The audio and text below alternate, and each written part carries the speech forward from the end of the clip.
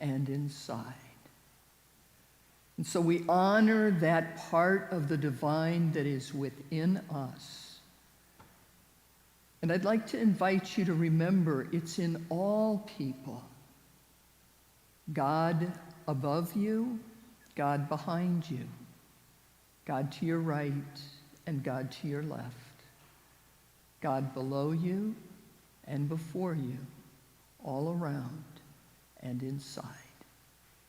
And so we bring this thought into the service, blessing the meditation, the message, the music, and all of the good people.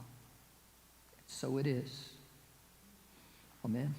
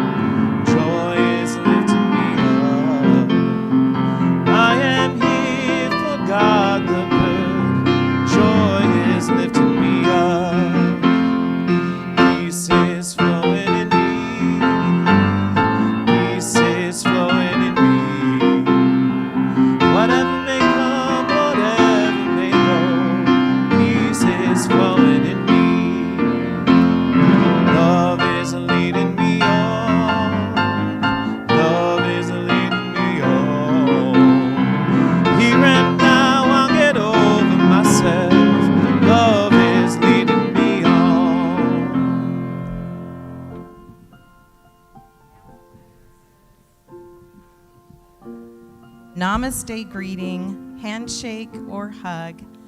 If you feel comfortable with those with whom you live, you can give them a hug. Otherwise, we just invite you to place your hands together and say, Namaste, I behold the divinity you are. Namaste.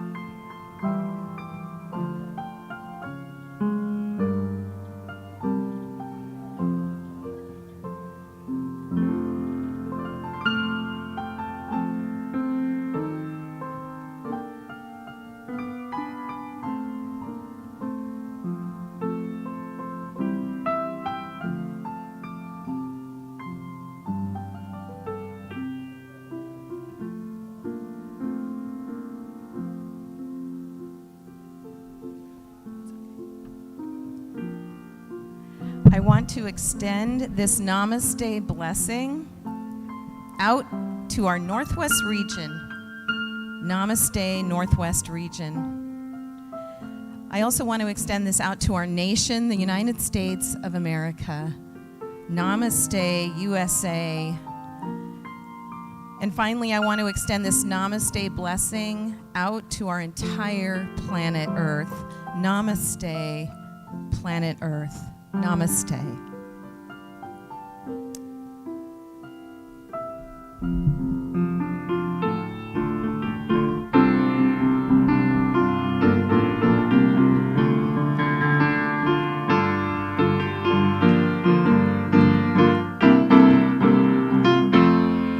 I release and I let go.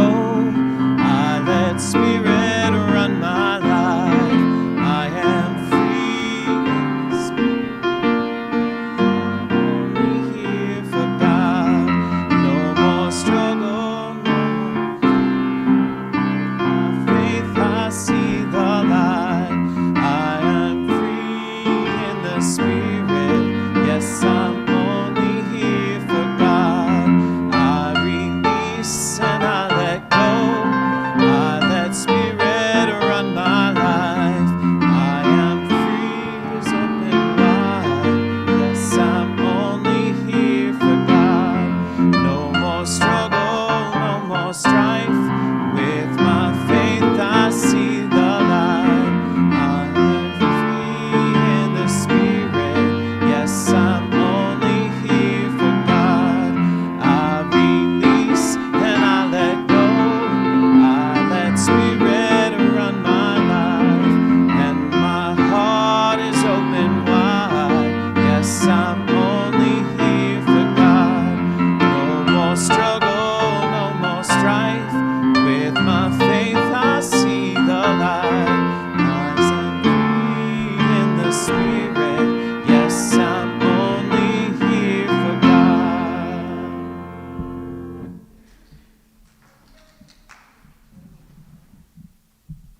Voices, all the voices here with us right now, and then out there. I know you're singing at home as well. So thank you for that. The inspirational reading for this morning I've chosen is the Daily Word. And as I mentioned to Reverend Deborah, the Daily Word is always perfect, and it's a big part of my life. And today the word is protected. Protected, yes, on Halloween.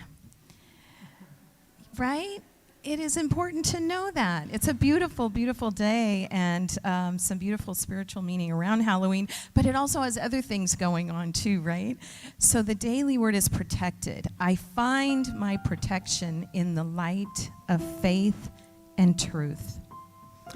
I smile and act frightened as I recognize the neighborhood children who come to my door wearing scary masks and costumes. Children of all ages enjoy playing make-believe. Pretend fright is part of the fun of Halloween. Now and then, in response to an unexpected and unwelcome challenge, more serious thoughts of fear seep into my mind and upset my emotional well-being.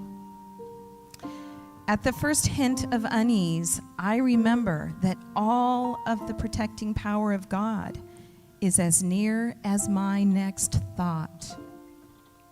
I say no to fear and yes to faith. My confidence grows as I practice the divine presence, discovering not only the protecting power, but also the guiding love and wisdom of God everywhere I go and in everything I do.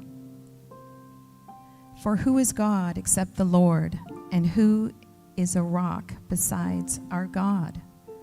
The God who girded me with strength and made my way safe. Psalms 18:31, verse 32.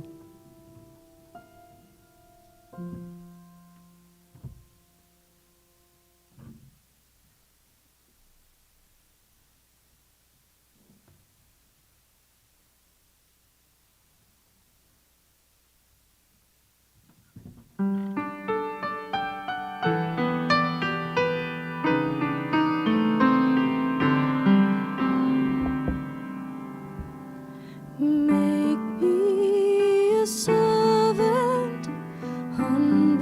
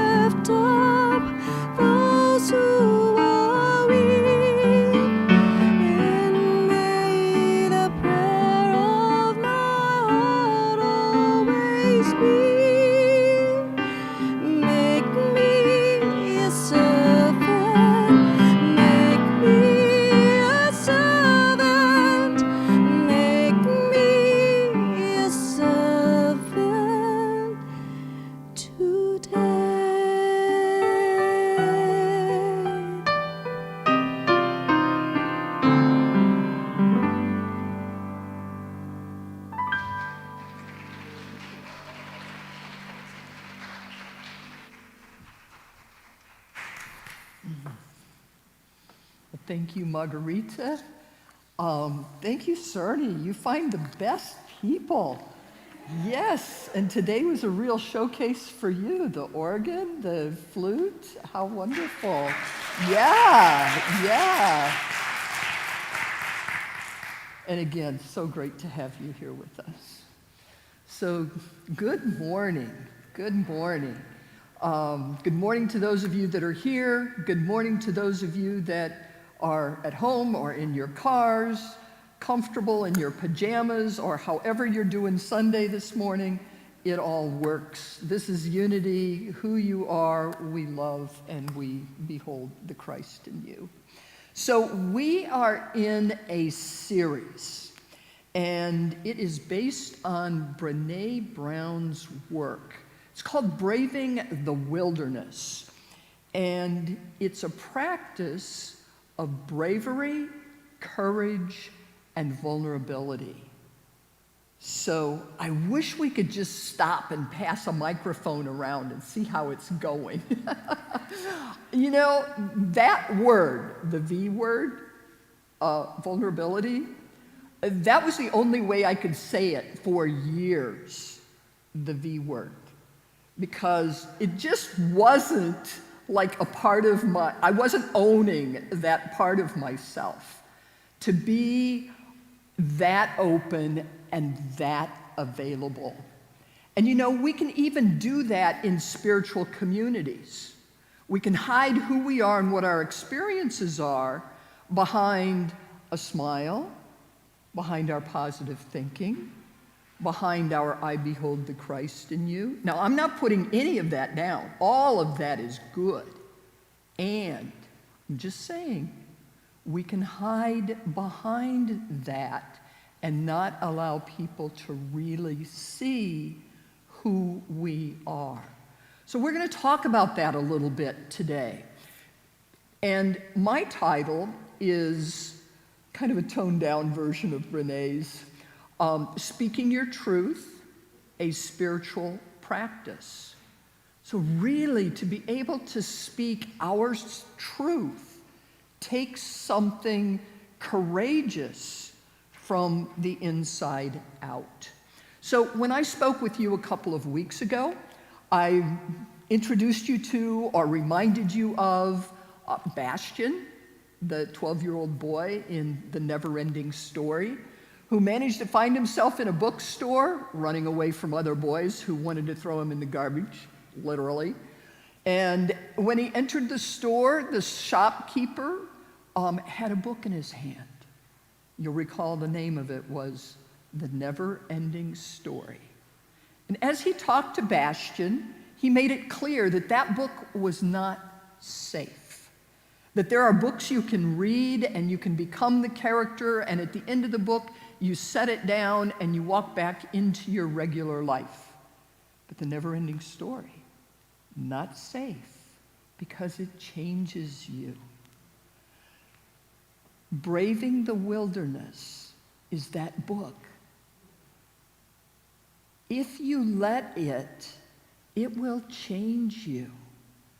There are ideas here that bring forth, that require our courage to truly embrace these ideas.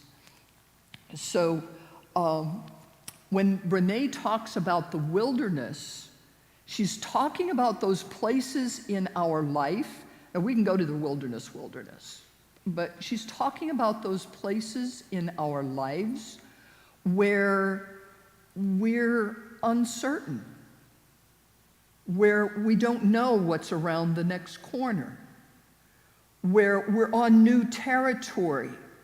So we need to rely on something new within us rather than pulling out the same old routines. We may use the same tools. We're going to take out the tool that lets us be present to another person or present to the moment. We'll use those tools, but we'll use them freshly for the moment, for that particular experience. But make no mistake, We are in the wilderness. So I'd like to invite you to consider what is a wilderness experience that you might be in right now. That's a pretty easy question for me to ask because there have been so many changes for all of us. So many different ways of seeing ourselves as Americans, so many different ways of having to pivot to manage this pandemic that we're in. So all of those things that are new for us, it's the wilderness. And how do we navigate the wilderness? Some people go into it kicking and screaming. Some people fight it. Some people just want to step off the wheel and pretend it's not happening. Some people get into it and it's just overwhelming. And I say that with true compassion, because the world that we're navigating right now is beyond what most of us have ever needed to navigate. So it's calling us to be someone new, to go to the next level. So when we get to the spot of speaking our truth, do we even know what our truth is? Unless we're checking in constantly, how am I experiencing and how am I dealing with the challenges of the day? So I'm going to bring us back to the outdoor wilderness for just a moment. In 2002, I summited Mount Rainier. Before we did that, we had 8 months of training. The person who brought us up the mountain wanted to make sure that if something happened to him, we would still be able to get off the mountain. We needed to learn how to read a map and compass. It's a little easier when you've got roads and road signs, I gotta say, than when you're on a mountain. So we needed to learn that. But we also needed to learn, how do we take an environment with us that in an area, in an environment that's not really that friendly to human beings? You know, there's no spot where you can just stop and grab some food. Water's hard to find because everything's frozen. So you get the idea. So we needed to take care of bringing our own environment with us. We needed to think ahead for what kinds of obstacles might occur. If somebody slips and falls, it's not like plopping on the carpet here. You could actually slide hundreds of feet and end up in a crevasse. So we were on ropes with one another. And hopefully the person who slips, the other people would have the presence of mind to stop the fall. So we trained on those things until they were second nature. So we prepared for the wilderness. We read stories of trips that went wrong so we could make sure that we didn't reproduce that. And we could absolutely be prepared in the wilderness so that we could not only get on the mountain, up the mountain, but back home safely. And that's a big thing. We had, my 3 besties were up there with me, and one of them had been reluctant to say yes. She's like, people die up there. We're like, yeah. But we're going to get somebody who's really good to take us up there and back down, you know? And she's like, I don't know. And we said, if you knew you wouldn't die, would you go? And she's like, well, yeah. So that's how it got started. And she said, okay, I'm all in until I'm not, which meant she did all of the workouts, she did all of the training, she did all of the book learning, everything. And she reserved the right to step out if she didn't feel safe. Well, she was one of the people who summited and came back down. Sometimes that's the permission we need to give ourselves in our own lives. Okay, I've done all the preparation. It may not go the way I expect it to, but I've done what I can. And as we do the preparation, it puts us in a place where we are changed at depth. And we're able to meet new experiences from a new being. That's what spiritual growth does for us.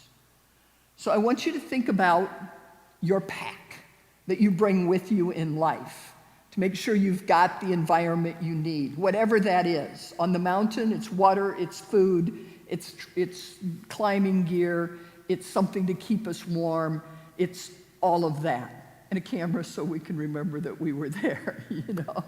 But what's in your pack? So what is the wilderness that you might be facing? And what is in your pack? Brené Brown speaks to relationships in this book, a sense of belonging. So some of the areas that are obvious for wilderness is if someone has a new child, you know, births a baby, that becomes a wilderness experience. Even though we can read all about it, how that experience is going to be unique. We're prepared, and yet that is a unique experience. How do we meet the moment? So another way, new relationships, a different year in school, a different school altogether. Taking care of a grandchild, so kind of focused on children. Being with a partner who might be ill. Being in a new place of taking care of someone. All of these things create a sense of wilderness for us. So once we're in new territory, there's a wilderness. What are our tools? So, speaking our truth. Not long ago, I was in a circle with 17 people, and we were talking about our own personal experiences with race. There's a wilderness for a lot of people. And one of the women in the group, as people were sharing, one of the women in the group said, I don't think I can speak yet because I don't know my own truth. I need to know myself before I can speak. And I thought, oh my goodness, is there wisdom in that? Before I can speak, I need to know what I really think, not what I was trained to think. I need to know myself. And if you think about that, there's a scripture in Romans, Paul, who says, I do not understand my own actions, for I do not do what I want, but I do the very thing I hate. That struggle on the inside. We know a part of what we want to do, and yet we do something different. We know a part of what we want to speak, and yet we speak and something different comes out of our mouths. I've been connecting with a lot of people on Zoom over the last year and a half, like many of you, and created a new friend down in San Diego. And we were talking, and she said, hey, if you're down in San Diego, you can stay at my place. And she said, oh, well, maybe you don't like to stay at other people's houses, because I didn't say anything right away, you know, some people, you know. And I said, oh, gosh, no, I've had many wonderful experiences staying with people. I got off of that call, and I thought, why did I say it that way? You know, why didn't I just say, oh my gosh, it'd be lovely to stay with you? You know, do you ever have those moments? Nothing wrong, right? But not as warm as it could have been with a new friend. Do you ever have those moments? It's kind of rhetorical because we're spiritual and human. Do you ever have those moments where you go, oh gosh, I wish I'd said something else? Why did I say that thing? I just wasn't thinking who I was talking to. You know, we're kind of coming out of our own space and we forget, this is a person I trust immensely. Why would I speak to them in this particular manner? You know, and so those are the dangerous paths in our speaking. And I'm going to suggest that the more we know ourselves, the more authentic our speaking is. The more connecting speaking is. Connection is a currency. It's the flow of the universe. When we feel connected with people at the heart level, or we're just exchanging ideas and it's flowing, isn't there a sense of magical connection in that? And how do we do that with the people we love the most? This is why there's books like The 4 Love Languages. You know, how does this person in front of me respond? You know, one person is going to love it if you just walk by and, you know, squeeze them on the shoulder. Somebody else, that may not be what really moves them. Instead, it's picking up the towels off the bathroom floor and making sure that everything is clean. So we need to know ourselves and we need to know the people that we're with. We need to be able to speak in terms of what is present now. Who is present now? How am I showing up now? And so I would suggest that knowing ourselves deeply is a spiritual practice that is extremely important for how we are able to speak with those we love, as well as those who seem to be in opposition where we are, and we end up on slippery slopes because people are not speaking truth or they're making a lot of stuff up. And so we're going to go into that territory too. But it all starts with knowing who we are. That's that spiritual practice. So I'm going to invite you to think about our life experience in 3 different levels. At the very highest level, we are one with the one. We are emanations of the divine. The love, the joy, the peace, the beauty, the abundance, all of the good qualities of the divine are right here, right now. Nothing is missing. All the time. So how do we allow ourselves to become more and more aware of that and to continue to open up into that space? During our meditation times, and I'm not here to suggest there's only one way to meditate.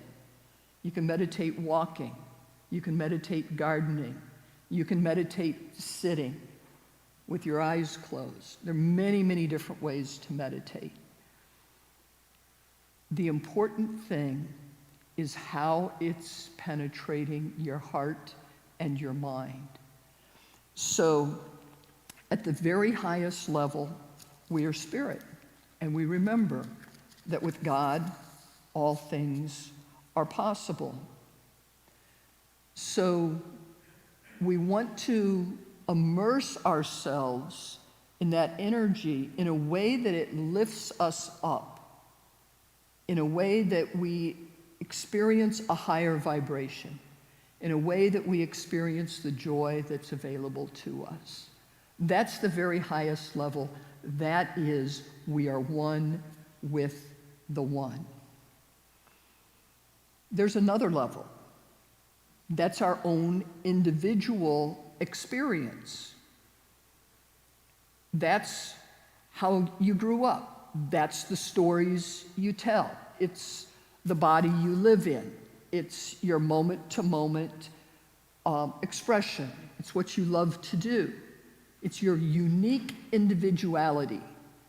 It's linked to your personality. So it's that part of us we're very familiar with in unity. We can understand how we're all one, and you've had different life experiences. You've had different life experiences. All of that informs how you show up and what's important to you and how you speak. Remember, the power of the spoken word is extraordinary. When our thoughts and our emotions and our spiritual essence is all lined up and we speak a word, it makes a difference in the universe. It makes a difference how we experience one another. The subtle ways we communicate with one another to bring empathy, to bring compassion, to bring clarity, to be able to do a command when a command is necessary. I smell gas, let's get out of the house. And to do it in a way that gets the job done. So we have this broad variety of ways to communicate, and it begins with knowing who we are, so we have the confidence to meet the moment. It's what we do in the wilderness. We have the confidence to meet the moment. We have the tools to meet the moment. So we bring an attitude into our meditation of one of the spiritual qualities. Let's say it's love. The very highest level, love. And we bring our unique self into meditation, into that field of love. And we allow ourselves to simply be present to love. Now, what's going to happen as we sit or garden or however we're doing this, and we bring ourselves into that space of love? Part of it's going to be there. And then a thought's going to come up, and we're going to notice, oh, that's not very loving, right? As soon as we declare ourselves loving, isn't that the time when we begin to notice how we're not? Isn't that part of the program? That is something we need to embrace. That part of it. And when we can allow the part that we see at a human level that feels and looks like it's not loving, and we allow that to be fully present in the space of love without judgment, and simply be with the part that's not loving. We're not trying to force it into love, you see.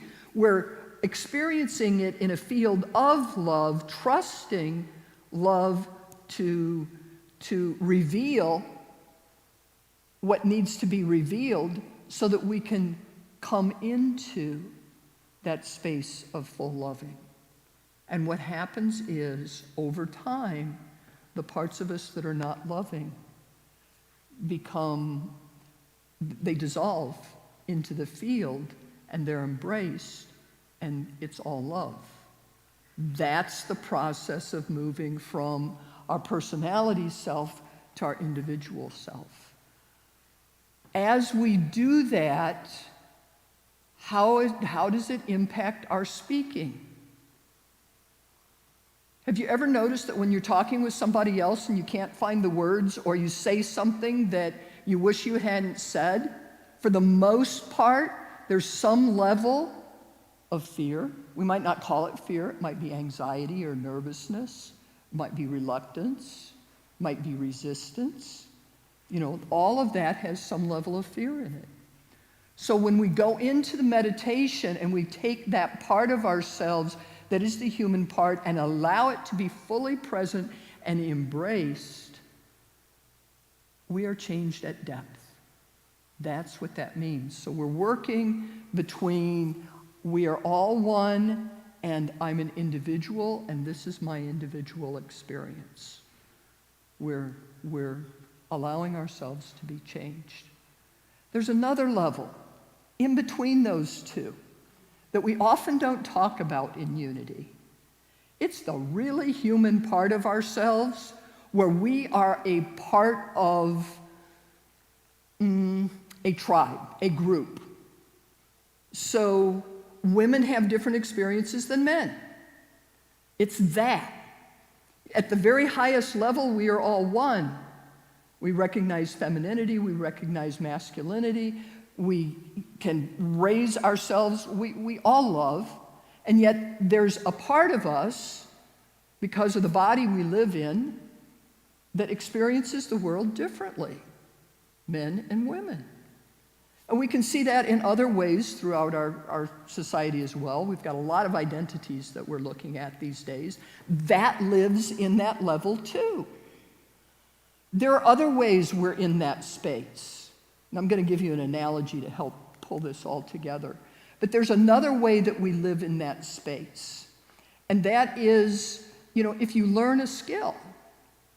We've got photographers among us. A photographer is going to see differently than a person who's not a photographer.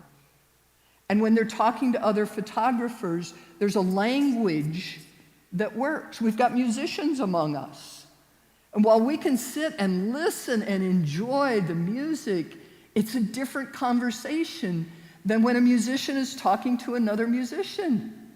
There's a world that musicians live in, thank goodness, that lets us experience the beautiful music they came here to share. So it's those spaces in between. And I think sometimes in unity, we don't pay enough attention to that space. And we can get sideswiped by it. Because it's also a place of generalities. Right? Well, musicians think this way. Sound techs think this way. Cyclists think this way. Mountain climbers think this way. We put people in a box. We don't want to put people in a box. And yet, there are certain experiences that we all have when we're in those particular areas. So let me make this a little easier.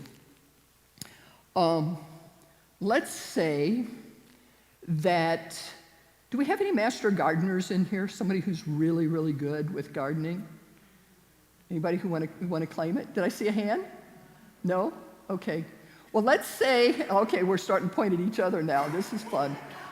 So a master gardener is going to relate to plants differently than someone who is not, right? So a master gardener is going to be able to look at a plant, understand that plant, know where it comes from, what's important to it, how much water it needs, how much sunlight it needs, when it needs to be trimmed. And it's going to take care of that particular plant in the way that that plant requires, right? The rest of us, and you're probably on a spectrum here, so me, I'll speak for myself. I water plants once a week. And I prune most plants once a year. And for the most part, I pay a little bit of attention to how much light they need. Guess what?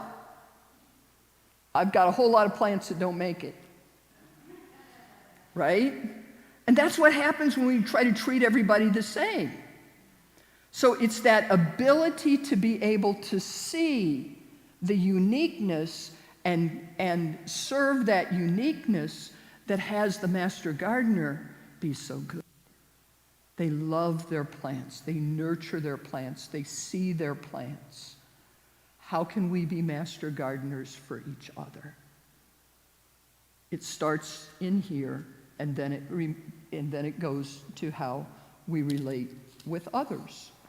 One other thing, looking at these three levels, if we were, so there's a group called trees. And oak trees and ficus trees and madrona trees, they're all part of trees. So that's the big group at the top. We are tree.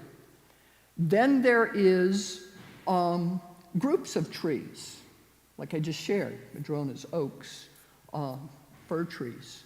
And then there is the individual tree, right? So we want to be able to look at things with all three, aware of all three areas. And it helps a lot when we're speaking to other people. So let's say that we've done the work and it's never over. It is the never-ending story. That we're doing the work to get to know ourselves better. It's a spiritual practice to be able to speak our truth. Now we get into a couple of different areas where it gets challenging. What happens when you're speaking to someone who simply denies the truth? They lie, right? Here's the interesting thing that Brené talks about. She says that when one person is telling the truth and the other person is lying, both people are paying attention to what truth is.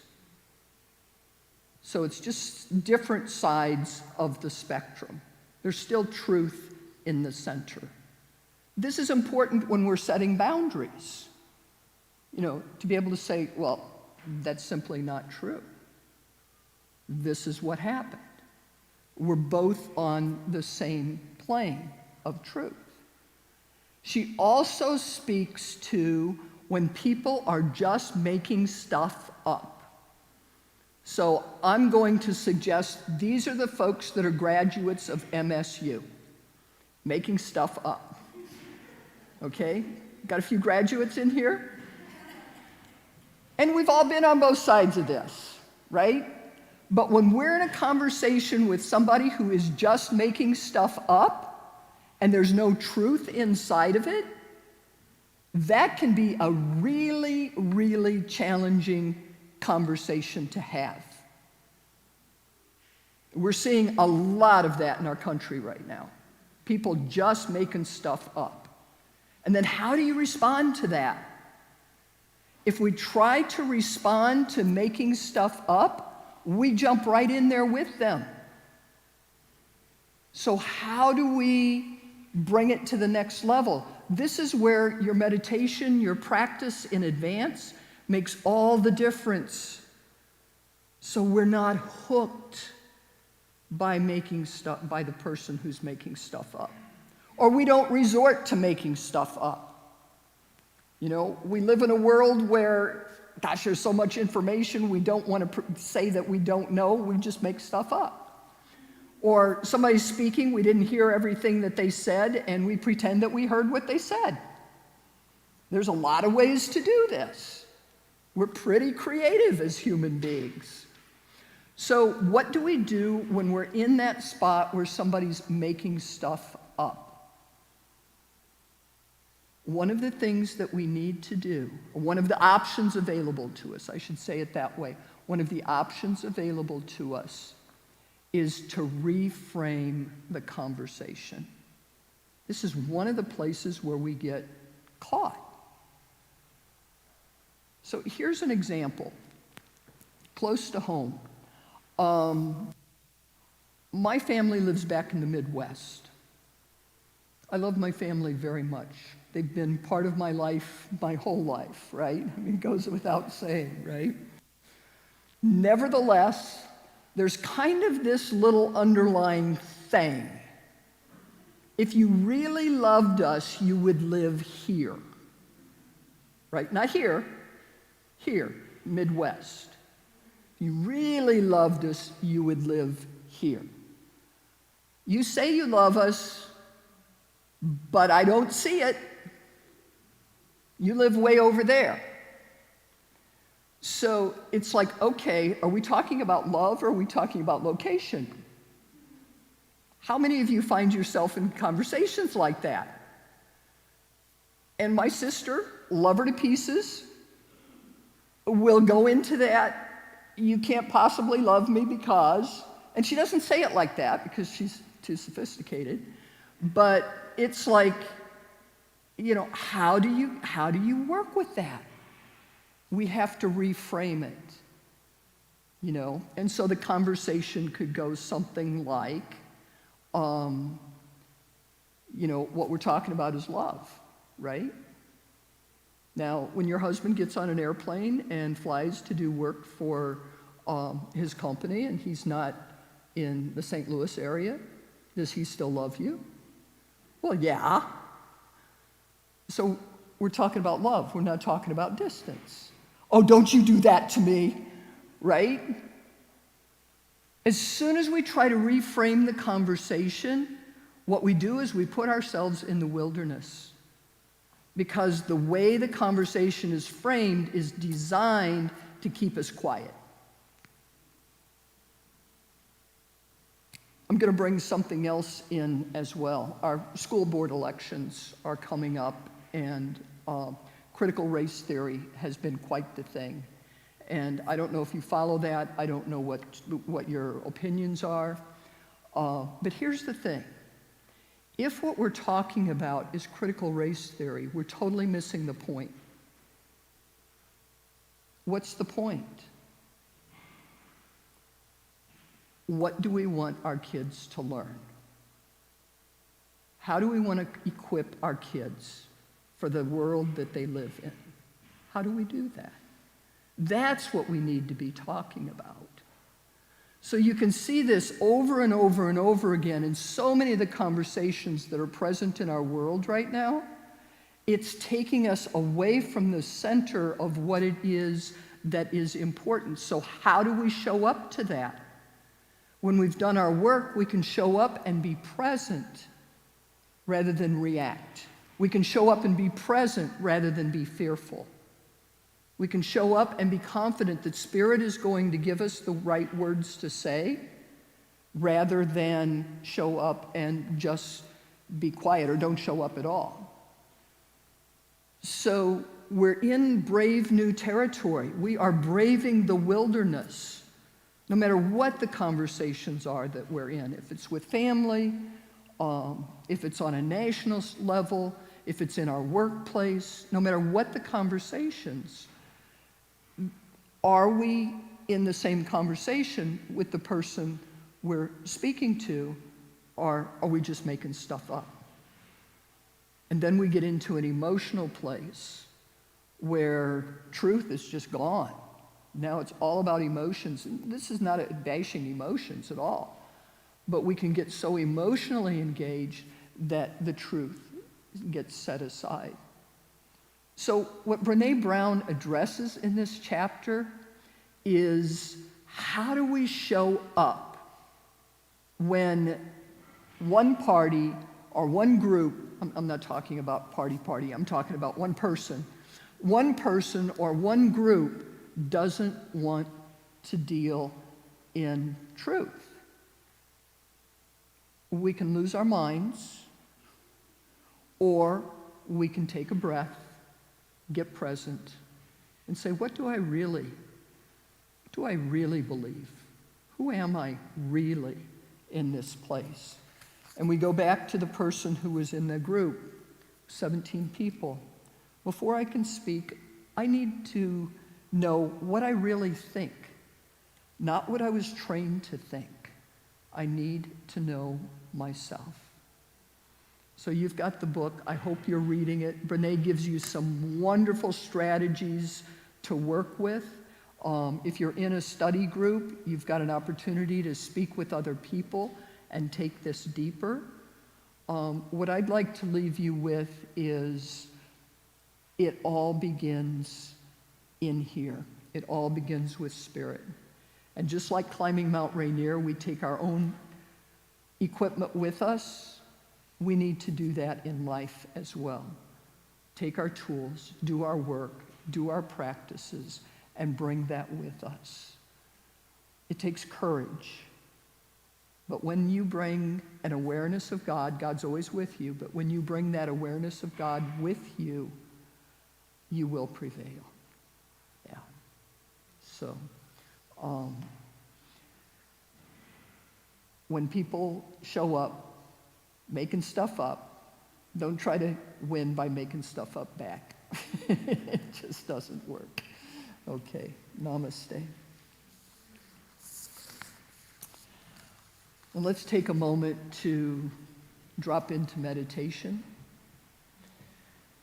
And just taking a deep breath.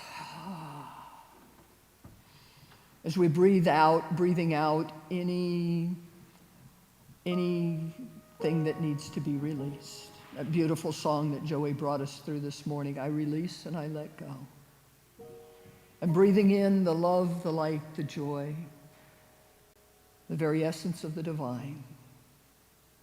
And breathing out. And so in this moment, living, loving God, we are fully present. And we feel ourselves lifted into the light of possibility. We feel ourselves stepping away from the part of ourselves that fears not knowing, or not looking good, or not saying the right thing. We let that go.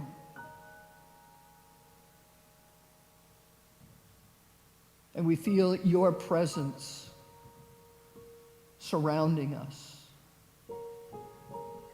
guiding us. And we feel ourselves relax. As our faith expands, as we trust this moment, the next moment,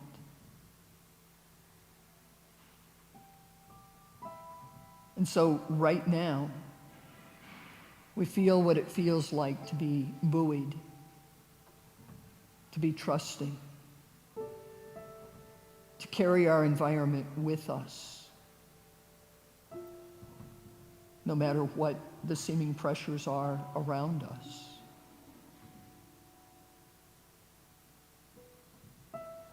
We know that when we're one with you, we're the majority.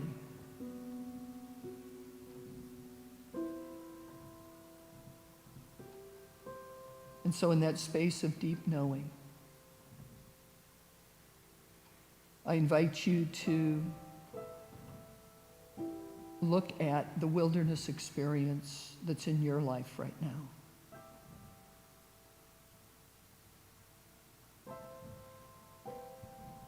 And to simply ask, what is the best way to meet this?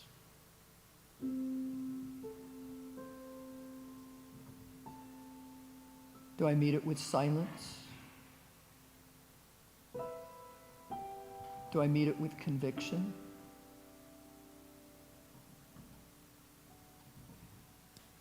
Do I step out of the normal ways that I do things and try something new?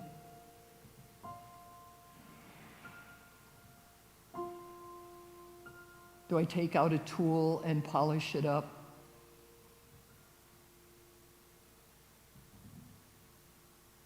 And bring forth courage?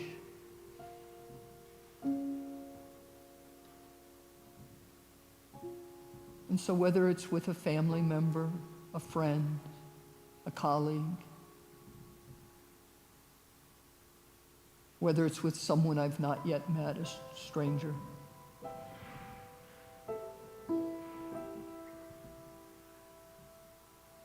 we call forth that within us that beholds the Christ in all people and can meet the moment with empathy, with compassion, with love, with assertion, with truth.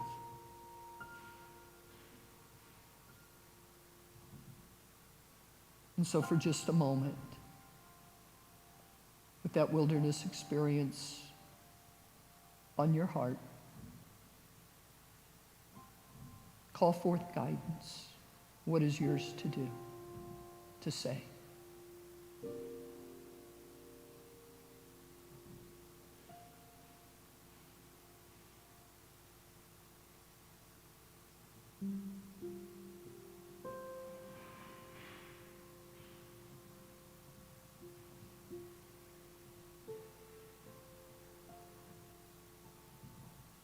And we give thanks.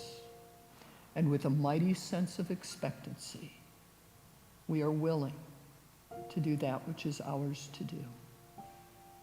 Thank you, God. So it is. Amen.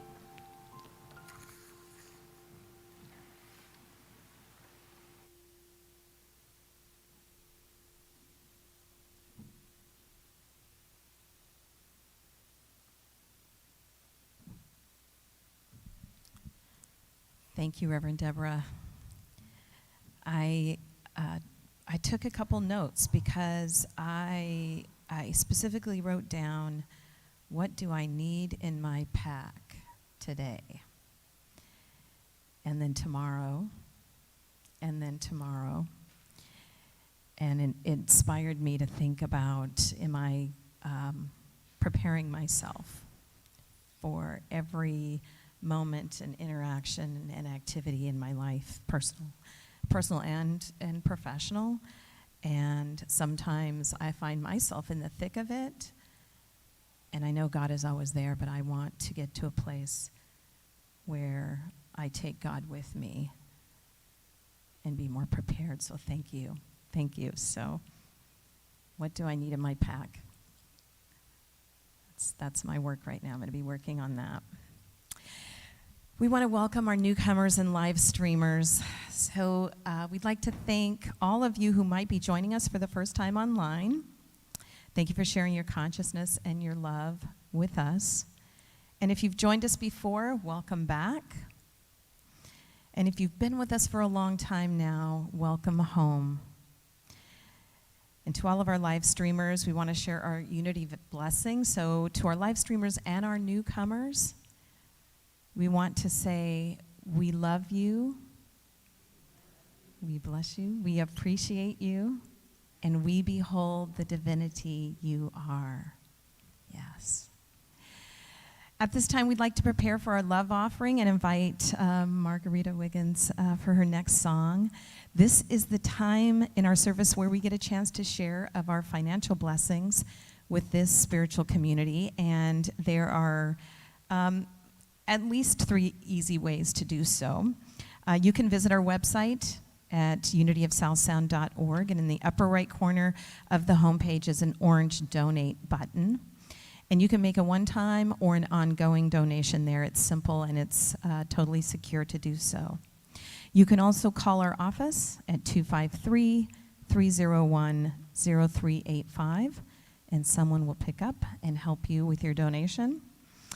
You can mail us at Unity of South Sound, 710 South Anderson Street, Tacoma, Washington, 98405. And if you're here today, you can also drop your love offering in the baskets at the back of the sanctuary. So whether we make our tithes online, over the phone, here in person, or we mail them in, we hold those love offerings in this moment in our hands or in our hearts, and we affirm together, divine love through me blesses and multiplies all that I am, all that I have, all that I give, and all that I receive. I am in perfect balance and flow with the universal tides of giving and receiving. Thank you, God.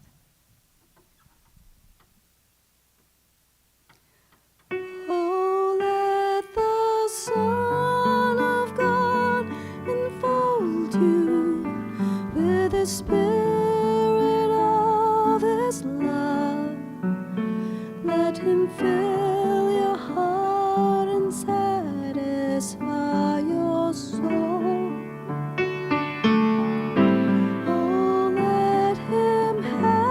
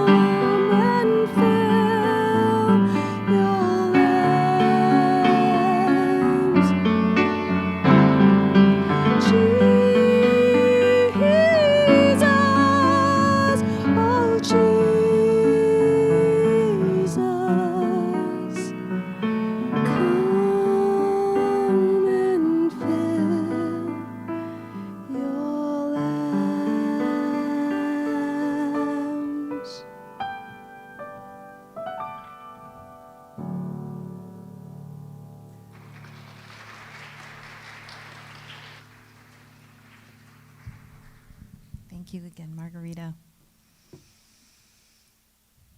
Okay, so we have a few announcements this morning. And we'd like you to know that to keep up to date on our Sunday services and events, you can subscribe to our weekly newsletter and the Unity News. You can find that by going to our homepage and click on the newsletter sign-up button at the top. Then fill out your contact information and submit it. Your info will be safe on this secure site. It will never be shared. You can also sign up for the newsletter at the, you can do it online. All right, so first announcement is Coffee with Unity. So join us on Zoom on Wednesdays. Come Zoom with us at 11 a.m. for a time of connection and sharing of what's on your heart and your mind. Check the Unity News and the website for the meeting code for this group. And then we'd like to ask you to save the date. We're excited to announce that we have scheduled 2 minister candidates to visit us next month in November. So, boy, that's like tomorrow, right? Next month. We're there now almost. They'll be joining us for the weekends of November 13th and 14th, and again, November 20th and 21st. So please save these dates and stay tuned for more details. The next community gathering will be held on Sunday, November 28th, after the service. And this will be a time of requesting and receiving information about our minister search as it continues, and other church updates. These events will be held in person and live streamed over Facebook and uploaded to YouTube later that day, so please plan to join us in whichever way is most comfortable for you. We have also some updates around our youth program. We're very excited to say that we're now offering children's programs for children 12 years and older. So Uniteens and YOUers will now have teachers available on Sunday mornings, and I believe they met today. Please stay tuned for more information about when we'll be offering programs for our younger children. But right now, 12 and older are meeting here kind of in that upstairs area at the Spire on Sundays, so that's really exciting. You also have an opportunity to leave your prayer requests in our prayer box. We'd like you to know that the prayer box is by our main doors here at the Spire. And if you have a prayer on your heart, please feel free to write it on a form and drop it in the box, and prayers will be sent to our prayer chaplains to pray over them, and then they will go on to Silent Unity to be prayed over for the next 30 days. And then I'd like to call up Michelle and Swasta. She has an announcement for us. Michelle? The new last name, it always trips people up. Swasta from Millsap. Got married in July, for those of you that didn't know. Yeah, right? To the man who I've been blessed with for 17 years. I'm very fortunate. So, Reverend Deborah, thank you again. And thinking about the wilderness and what a blessing it is that we have this sanctuary, right? The sanctuary where we learn the tools we need to make our way in the wilderness, and the practices, and we get to come here and practice every week, you know, too. And then we go out in the wilderness and we blow it a little bit, and then we come back, right? So I'm so grateful for everything that this community has given me. And as we enter this season of gratitude, November starts tomorrow, and we're entering the season of gratitude, it's a great time to give thoughtful consideration to feeding that which feeds us, right? We're entering the season where we typically do our annual fundraiser. And this year, those who might normally be volunteering to procure all the auction items and set up the event and do all that, our little duck legs have been paddling under the water trying to keep our heads afloat and floating along the lake peacefully, getting our new ministers possibilities, the candidates, right? And keeping the pandemic situation under control and going through all these changes. All the wilderness has been in our season of this life. So we made a decision as a board to keep it a little simple this year. Instead of asking you to pay to come to an event and bid on items in an auction, we're doing a call to action. Pretty simple. Thoughtful consideration, thoughtful, prayerful consideration to feeding the community that feeds you. One-time gift. And we'll be rolling that out this week. So watch for it in the e-blast, watch for it in your emails, watch for it in your mailbox. We're going to come to you in every way that we can because we know not everybody's up to speed with the email and not everybody gets mail, right? So we're going to try and approach you in every way we can. We'll have information here at the church too. It will begin next Sunday. It will be brief. It will be November 7th through November 30th. And you will have multiple ways, just like normal, to be able to give your one-time donation that's over and above your normal gifts, which we are so eternally grateful for. So with this call to action, I'm super excited because I love this community. And that means I am just so blessed to be able to give back to it and to keep it continuing and to keep it rolling and fruition, not just in my lifetime, but for many years to come. Did you know we're in our 49th year? 49 years. Next year's 50. We got to do a big celebration next year. But we'll get to that, right? With your help, with my help, with all of us coming together as a community, not just financially, keeping that financial vision, also with volunteer work, right? Come on together. We'll keep this thing rolling. And I'm super excited for it to be coming out. Here's a little, you probably can't see it, but a little preview of the paperwork that will be coming out. So I'm so blessed to be part of this community. Thank you so much, all of you, each and every one.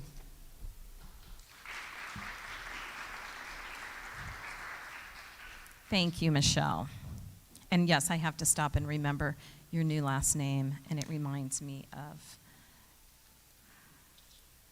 the big change in your life this year, right? Yay, change for the good. Okay, so we are moving into blessing of our youth. So even though our youth may not be here physically, there are some here. Many are still watching over Zoom. We want to bless them, and we know they are here in spirit with us. And we'd like to send our youth teachers, and Jennifer Richardson, our youth director, our unity blessing. So to all our youth and our youth teachers and our director, we love you, we bless you, we appreciate you, and we behold the divinity that you are. So I invite you to stand. If you're able, wherever you are, hold your hands high, and we're going to sing our peace song, sending peace out to the entire world. And Joy's going to lead us in that.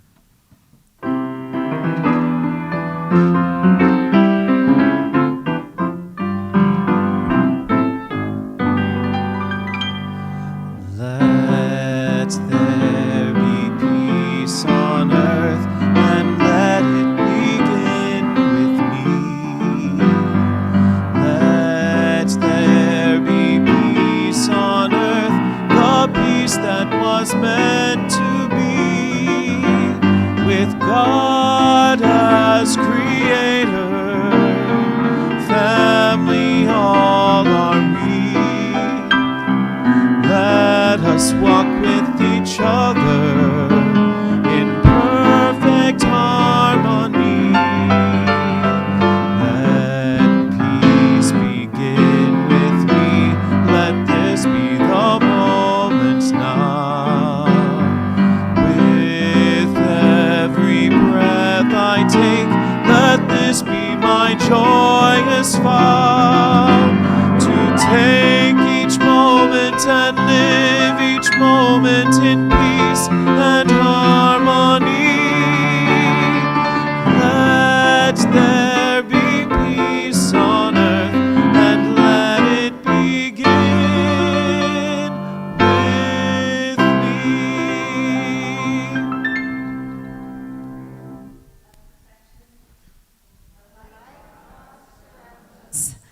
The love of God enfolds us. The power of God protects us.